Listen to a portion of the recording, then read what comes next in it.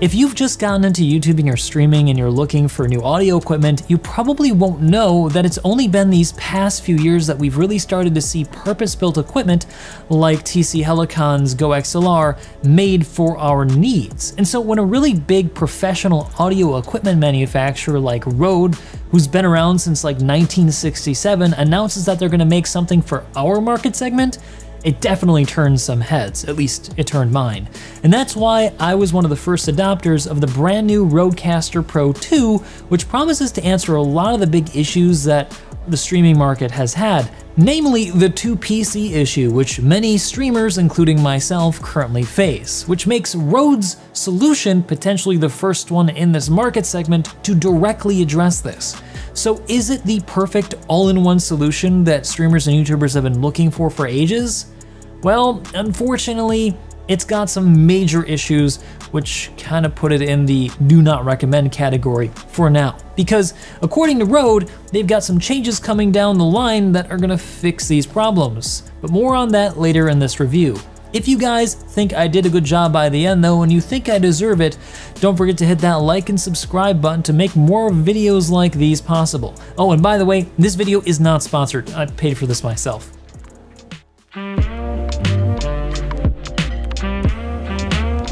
Now quickly before we go over the Rodecaster Pro II, I want to first go over the ideal schematic for an audio setup for a streamer so you guys can understand what solutions you need to find for routing all of your audio, because some of you guys might be newer to this and might not really know what problems you're going to face. If you do know about this stuff though, go ahead and skip to the part where I review the Rodecaster, that's fine, but this is really important stuff.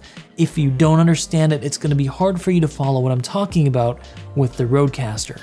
Alright, so for a really perfect schematic setup, I've made a diagram showing all the connections that need to be made. Now what's really important to note here is that you don't necessarily need two PCs to solve this issue. So you can kind of chop one of those off and reconnect the audio for the inputs and outputs a little bit and it'll still work the same with the schematic. So I've shown a 2PC setup like what a lot of streamers have, just so you can kind of follow what I'm trying to solve. So basically with any streamer setup, you need to be able to split your audio into different channels. So you've got stuff like your samples, your game audio, your Discord chat, your microphone, all this stuff needs to be separated into different channels so that they can be individually changed depending on need. Say for example, you're trying to stream and your friend suddenly gets really loud on their microphone and starts screaming for some reason. You need to be able to drop their audio down or even mute them if they start swearing. Or same thing goes for in-game. If your game audio is not separate from your microphone audio and somebody on VoIP starts shouting profanities, that could actually get you in a lot of trouble with Twitch. You need to be able to very quickly mute that, and so having that on a separate channel is extremely important and useful. After you've got all your audio set up on different channels, you need to also be able to hear each one of those channels. So you need a solution to connect, both your PCs to your headset monitor and both of your microphones to both of the PCs. And that can get a little bit complicated. All right, now that you've got your PCs connected and your headsets connected with your microphones, you need to also be able to EQ all of your channels so that you can adjust the highs and lows and maybe clean out a lot of the, higher frequencies you might have with your computer or some buzzing if you've got a ground loop. After that, you need to be able to separate those EQ'd mixes or those EQ'd channels into separate routed mixes. One, for example, for your broadcast for your stream where all of your audio is going straight to that output for your stream, and then a filtered version that goes for recording and for your friend's Discord. That way they don't hear themselves and they don't hear the game audio and the music, etc, etc. It's really great to be able to separate this stuff, and it's an absolute must for any streamer. But what am I doing to solve this problem? Well, I would love to go over it in this video, but it's not really the focus of it and it would take too long to explain. So I created this quick schematic for you guys to kind of get an overview of what I'm doing. I basically am using 3 different devices, an Allen Heath Z10, Scarlett Solo from Focusrite, and a Go XLR. And Basically, they're all connected in this crazy way that creates this rat's nest under my desk that would surely start my house on fire if I had a cat. And I have to stick ground loop isolators between them because it creates a ground loop between them because I have so much power flowing through the system. Now, I know there are better ways to do this. Certainly, you can get a really nice expensive mixer, but this is the cheapest way I've found to do it that offers me the most versatility, and so that's why I'm doing it. Now you can understand then why I'm so excited about the Rodecaster Pro II, because it's supposed to take all of this stuff and put it in one simple solution. In theory. Let's go over why.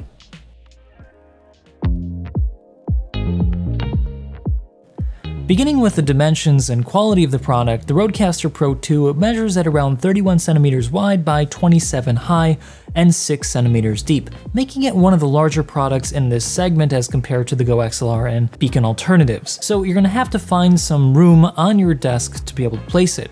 It does thankfully also come with a mounting solution on the back of it with a little screw hole, which will allow you to fasten it to a Rode product that allows you to kind of attach it to your desk. I currently don't own one of these, but I'm considering getting one if I do end up using the Rodecaster Pro II in the future. Now, in terms of the quality of the product, in typical Rode fashion, it feels pretty well made. The sides and back are all made out of a tough ABS thick plastic, and the top is surfaced with what looks to be a laminated aluminum, some sort of metal that's been adhered to the surface of the unit. Unfortunately though, there is a little bit of an issue with its construction, as when I pulled it out of the box, I discovered that this metal laminate stuff is coming off, or was coming off a bit, near the inputs on the top and near the sliders on the bottom. I applied my full body weight to it, a little bit of pressure, and it ended up seeming to solve the issue, but it could pop off again.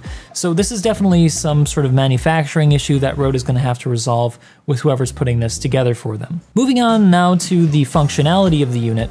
Let's talk first about what features it has. It's got 6 programmable sliders here, each with their own solo and mute buttons, which allows you to listen to the channel that you assign to it individually or mute it altogether from the mix. Slider manipulation feels really solid. It has a good amount of resistance, but only time will really tell how these things wear. It's certainly better than the Go XLR. And the slider knobs themselves are also pretty nice feeling, being made out of some sort of aluminum. To the right of that, we have a bunch of programmable smart buttons, which are capable of having up to 64 different pre-programmed settings that can range from samples that you put on the unit to SFX that you apply to different channels and some other really cool features. So I think I'm gonna get a lot of good use out of this when I end up using this in my own streaming setup.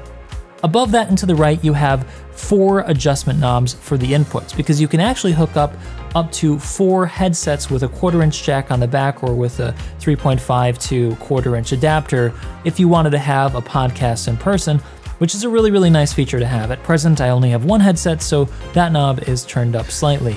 Below that is an adjustment knob which helps you adjust the settings in the LCD screen, and then to the left of that is the record button, which ties into a feature that we'll go into shortly. Moving on to the back of the unit and starting with the right, you'll notice that there are 4 XLR inputs. These XLR inputs can be used for up to 4 microphones and can actually be powered as well. It is capable of supporting 48-volt power, phantom power, so it can run your SM7B. It is recommended though with this unit not to use any sort of cloud lifter, so if you do plan on using this with any sort of lifter unit in between your microphone and the Rodecaster Pro, it's recommended that you don't do it because it actually could harm it, so beware of that. Now, just to the left of that, you'll notice that there are 2 1/4 inch jacks with a little speaker icon. This is for monitors, if you have any high quality monitors that you want to hook up to this to be able to listen to it back in a higher fidelity than your monitor headsets. And then to the left of that, you've got the 4 aforementioned 1/4 inch jacks for headsets for doing things like podcasting. Now, hopefully in the future, we're going to be able to route different outputs to these, so you can actually double these as, secondary, tertiary, and 4th outputs to another computer or something, but for right now they're just for headset monitoring. And then finally to the left of that, we have the 2 USB outs, which can go to either the same PC to add another input, or to 2 different PCs, one being the main input, which you can use to adjust the software and the firmware on, and the other is just basically an input through a USB device. Just on that USB 1, you'll also notice that there is Ethernet port. I believe this is for higher connectivity, though I don't personally know what this is for. I'm not an audiophile, maybe some of you guys do know. But above that is an SD card. This SD card reader ties to the record function, that record button on the front of the panel, which allows you to actually record on this device without any sort of PC. So this is actually an all-in-one computer, believe it or not, according to Rode. And so you can actually store stuff on here with a storage device. This is gonna be really cool in the future if you need to go over to a friend's house and you wanna bring like a really light setup and to do a podcast that way. But personally, I don't think I'm gonna get much use out of it, but it's nice to know that I have this feature here. Finally, to the left of that, there's another USB port. This USB-C is meant for power only, and it does come with a power brick. So you're not gonna be able to run this without any sort of power. It is not self-powered through the USB devices on your PCs, so just keep that in mind. Moving back to the front of the Rodecaster Pro II, I wanna bring your attention to the LCD screen, because this really nicely made screen is our window into what makes this product a bit more special than, say, for example, the Go XLR. Here you're able to set up all the features that you would normally have to go through a software on your PC to modify. This allows you to, for example, change any of these sliders to any of the inputs or outputs channels available on the product. So you can assign, for example, this microphone 1 all the way over to the right slider if you wanted to. Right now I have a default show set up that I made for my own recording right here, but you can actually save a bunch of different shows, as they call them, to set up different channels, inputs, and SFX settings by default on this device. So say, for example, you've got a different kind of podcast that you do on a different day, which requires different settings. You can go back into the settings here at the beginning and select a different show that has the settings that you want for that particular podcast. But within a show that you've set up, you can see that I've got my microphone set up here, my USB outputs 1 and 2 set up for the slider so I can adjust what it sounds like on the device. And then I also have 2 different other setups, a virtual channel, which is called the chat channel, the Bluetooth channel here also set up, so if I want to connect a Bluetooth device for playing music like my iPad, I can do that. And then finally, to the farthest most right, is the samples levels. Right now, it's not set to any particular slider, but if I wanted to change any of these sliders, it'd be really simple to do. I just go into the settings, click on the faders here, and I can actually move these around all I want. So I can move these samples back onto this farthest right slider if I wanted to set it up that way. Now to the right of that, you'll see a bunch of buttons. These are actually the programmable button labels. So if I swap between the screens, you can see here I have FX set up instead of the samples. And then on the bottom, you can actually see I can censor and duck is one of those preset buttons. So like I said, these smart buttons can actually be set up to do multiple different things. And according to Rode, this device actually has a quad-core processor on it. It is essentially a small PC. So as they update the firmware and software, this thing will have additional uses come out of it. Which leads me now into the big downside to this device and why I don't think it's currently set up correctly to be able to be useful for somebody like a streamer. If we go into the settings here, you'll notice that there are a lot of great things that we can adjust. We can go into the system settings and we can set up a network, the date and time information, a MIDI connection. We can go and set up the smart pads. We can, adjust the outputs. So we can change the multi-track settings and the processing settings. But one of the things you'll notice is missing from this is the ability to set up different mixes for the outputs. What this means is, unfortunately at the moment, if you use this device for your microphone for, say, Discord to talk to your friends while streaming, they can hear everything that you can hear, including themselves. So that makes this extremely ill-suited for streaming, which I found frankly really disappointing considering that this product was directly marketed towards streamers with their marketing materials. I mean, look at this. And so, unfortunately, it's not something that I can currently recommend. Fortunately though, before you guys click off the video and just dismiss this product as not worth your time, Rode has addressed this. I talked about this on Twitter, stating that this is a big problem for streamers, and they responded to me, along with a couple of other streamers. I wasn't the only person to point this out, saying that they're gonna come out with a firmware update to allow us to create different routed mixes for things like OBS, which is exactly what we need.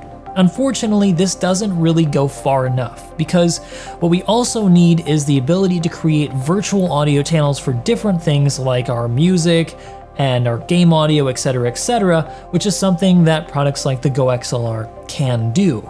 And so it's not truly competitive in this market segment. It does offer a number of really cool features though, which will make it great for people who do some audio production and want a really high quality sounding device. But unfortunately, if you're really looking for something perfect for streaming, it's still gonna be the Go XLR, Beacon, or something from Avermedia. This is really disappointing to me, guys, because I was really looking forward to this. This thing is really, really well made. It's got great features in it. The LCD screen allows me to adjust so much stuff that I actually have to do in post or do in the Go XLR settings. And some of these settings the Go XLR doesn't even actually have. So hopefully in the coming months they're able to update this to bring it up to snuff with the competition. But for right now, I'm gonna have to recommend you guys pass. If you guys like this video and you wanna see more, please let me know down in the comment section below. I've never actually done a video like this before where I'm sitting in front of the camera and reviewing a product. I kind of did it with this chair, but I think this is a step forward, I hope. So let me know what you guys thought. Anyway, I've been Morphologist. See you in the next one.